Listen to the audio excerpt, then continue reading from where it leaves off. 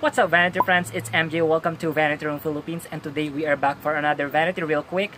So for today, sasagutin natin yung tanong kung nakakaputi nga ba yung vitamin C.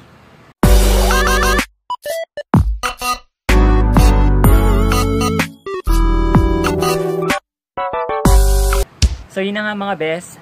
The answer is yes, nakakaputi ng ating balat ang vitamin C. Dahil ang vitamin C is a water-soluble vitamin.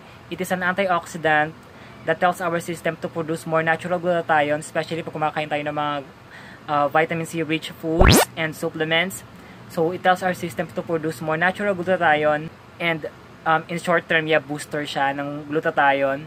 Also, since ang vitamin C is an antioxidant, so nilalabanan niya yung production ng melanin sa ating katawan na nagsasanhi ng pag-itim or brown or dark pigment sa ating balat. So whenever we are taking vitamin C continuously, it tells our system to produce more natural glutathione, nilalabanan niya yung melanin production, na ang epekto guys is puputi yung ating balat, mag-appear siya na lighter compared sa ating natural skin tone. So yun, vitamin C is great for body and for our health and for our skin as well. Pero guys, take this recommendation as a guide lang. If you are under special medication, it is still best to consult your doctor.